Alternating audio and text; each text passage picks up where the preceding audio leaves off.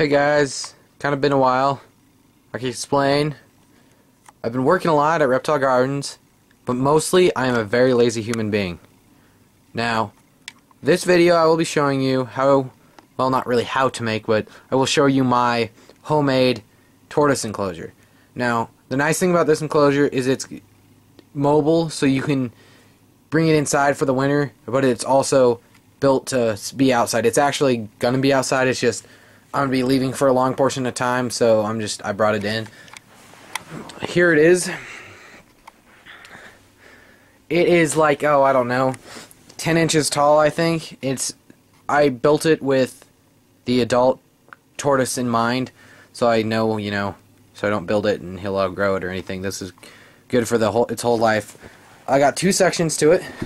This is the big section that'll have the light from the outside coming in. For now, I just got this heat lamp on it. There he is, actually. He's just chilling by his rock under the heat source. He's got veggies in there.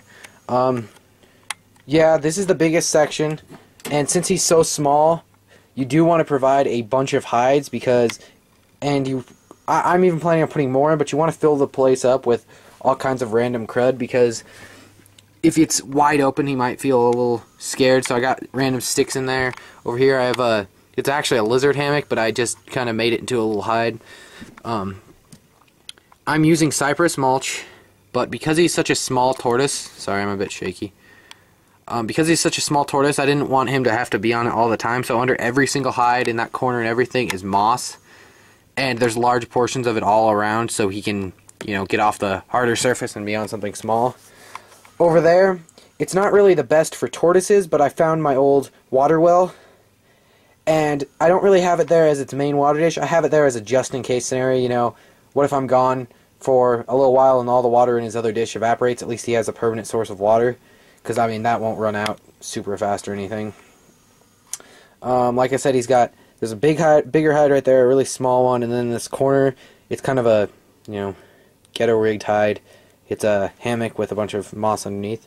Now, like I said, this is built for outdoors. We got the nailed-in screen top that nothing can get through, or screwed in. And then I have multiple locking mechanisms. And then both sides pull open, like this side does the same. You can see. It allows easy access to either side, so if he's over there and I want to grab him real quick, I can just open that side, pull him out. If he's over here, open this side, and it makes it really easy to clean. Here's his main water dish. It is a very, very shallow, it's literally like that deep. Very shallow water dish, but it's big enough to the point where it won't evaporate away in 2 seconds. And so that's his main source of water, and he can go chilling and stuff. Back here is mostly moss.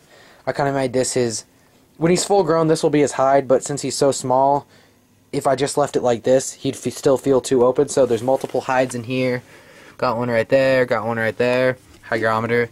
And again, since he's such a small tortoise, in here is this large area, I decided to give him another food source so that in case he's in here, in this section for a couple days, at least he always has access to food.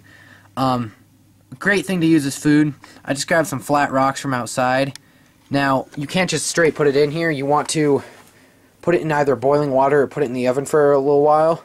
I used boiling water, and same with the sticks. You want to make sure they're nice and sanitary, don't have any bad things from outside. But, yeah, so in here is mostly moss. I use some sort of peat or sphagnum moss or something. Now, the moss is always moist. And those hides, it's as well because that way he can escape the hot, well, not hot, but the warmer, drier atmosphere of the outside on the cypress and go into the nice, cool environment. And then also the roof over here is obviously to stop the sun going in case it does get too hot over there. You can come over here and hang out in his nice, cool, humid area. Same thing over here is just a big rock that I put it on. For the time being, it's a small tortoise, so it's not going to be like taking up. He's not going to be needing the whole thing full of food, but he's a very little interesting fellow. I think that's some mustard greens right there. But and then it just goes back on. It's a very tight fit because we wanted to make sure it's nothing out. Now I have one of these on each side. The other one's not locked, or the other one's not latched, so I can get it in here with one hand. There you go. And so there's one on each side, and that keeps just the sides hold down, and then just, this is the main locking mechanism. It's just a little hook, goes through there, except for it's got a little spring-loaded latch thing.